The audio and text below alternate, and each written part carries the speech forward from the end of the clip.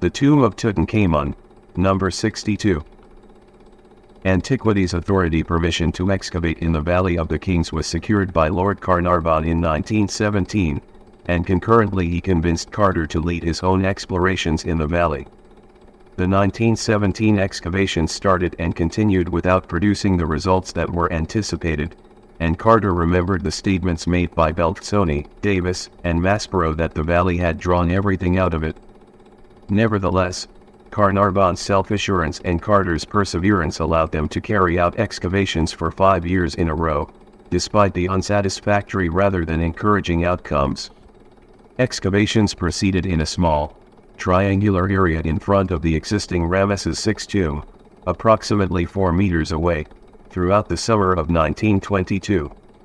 The reason it has never been dug up before is because people come to see this king's tomb.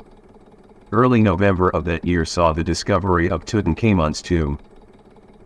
Carter describes what happened by saying, "After excavations that lasted for 6 full seasons, this is almost our last season in this valley." The excavation crews arrived at the northeastern corner of Ramesses VI's tomb last season, and this season they started digging there, moving southward. There were several basic huts nearby that the ancient Egyptian laborers utilized as temporary huts while they worked on this tomb. Till a worker found a step carved in the rock beneath one of the huts, the excavations went on. We worked for a short while before coming to an entrance cut into the rock, which was located about 4 meters below the entrance to this tomb. This gave us hope that it was the entrance to a new tomb, but misgivings from numerous prior unsuccessful attempts awaited us. It could have been an unfinished tomb. Alternatively, it might not have been used for burial at all, and if it was, it might have been robbed long ago. Lastly, it might be a tomb that hasn't been touched or looted since antiquity, and that was on November 4, 1922. After the excavations were completed, the dust was removed from 15 more steps, creating a staircase that measured 1.6 meters in width and 4 meters in length. This staircase led to another entrance that was blocked by stones plastered with order that bore the seals of the cemetery from King Tutankhamun's reign. The seal is shaped like a recumbent jackal, which is the cemetery's god. Above him is the king's name inside a cartouche, and below him are 9 captives, the traditional enemies of Egypt, arranged in 3 rows with their hands bound and tied behind their backs.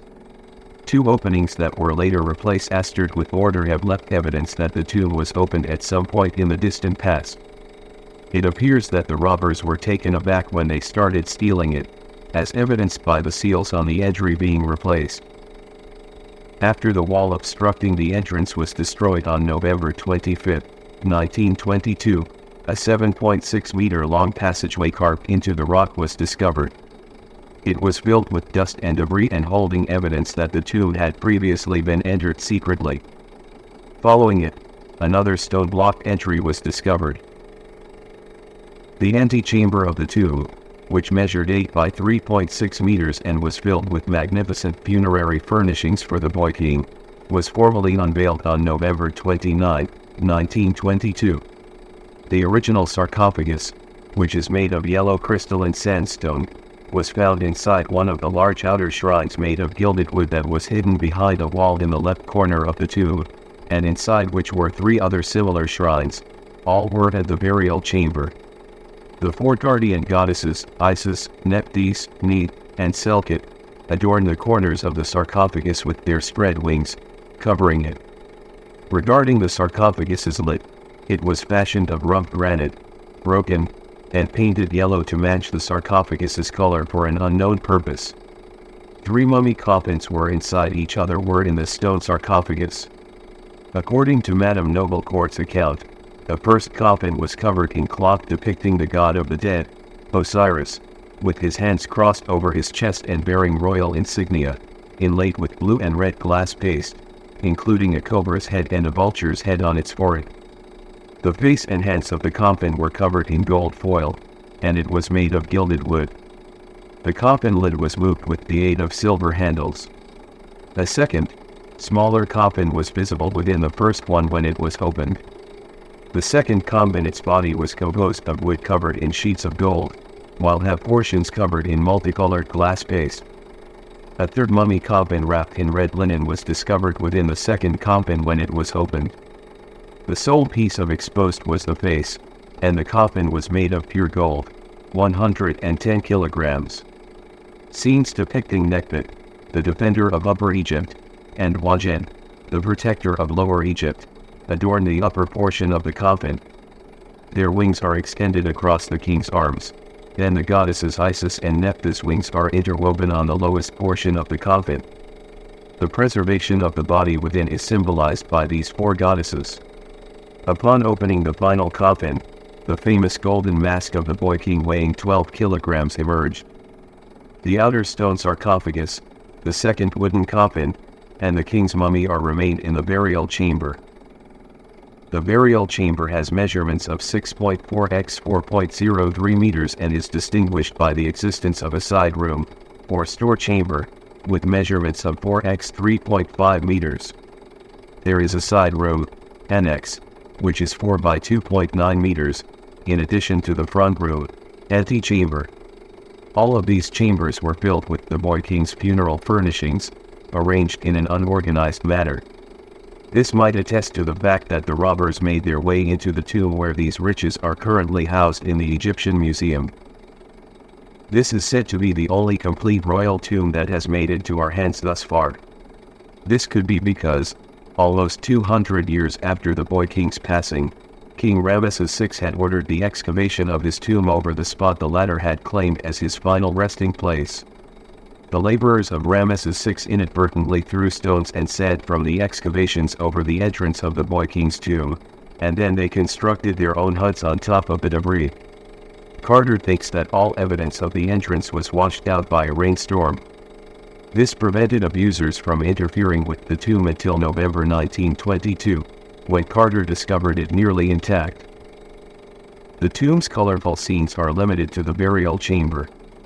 Possibly the most significant of them is the scene depicted on the eastern wall, right, which symbolizes the funeral and shows a boat placed on a sledge and being pulled by a group of the king's friends and palace nobility. The king's mummy coffin is visible within the boat, and an inscription referring to the good god, the master of the two lands, Nepri, the one who is given life forever, is written above the naos. The northern wall of the burial chamber, the wall that faces who goes inside, has multiple scenes painted in color. King I is seen far to the east, right, with a blue crown above his head. The one who succeeded the boy king, clad in a leopard's hide as the heavenly father, is the one who carries out the ritual of stroking the king's Osirian mummy's face with the two little axes known as nudi in order to opening the mouth. He then reiterates, adding, "I open your mouth so that you can speak, I open your eyes so that you can see Re, and open your ears so that you can hear your reverence, then, you walk on your feet so that you can repel your enemies." Giving the mummy life again is the aim of this ceremony, which will enable it to once again accept nourishment that is presented to it in the netherworld. Then, in the middle of the wall, is a depiction of the goddess Nut, the goddess of the sky and the mistress of the gods, welcoming, or Nyny in the ancient Egyptian language, the king who is standing in front of her and bestowing upon him health and life.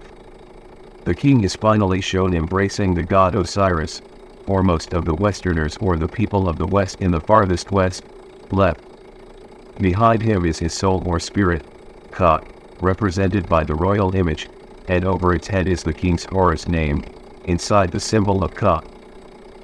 The first hour of the book of what is in the netherworld, or Amduit in the language of the ancient Egyptians, is represented by the next scene that is depicted on the western wall, left, which features 12 monkeys arranged in 3 rows, possibly symbolizing the 12 hours of the night, and 5 gods standing above them. Next comes the sun boat, with the god keeper standing in the middle between 2 depictions of the god Osiris in a state of worship. The final scene is depicted on the southern wall of the burial chamber, or the entrance wall, and shows the king surrounded by the goddess Hathor, who bestows upon him the egg, the symbol of life, and the god Anubis, who rules the cemetery. In addition to being buried in accordance with ancient Egyptian rituals, The king's tomb exhibits a design dictated by clear regulations and a previously unknown renewal.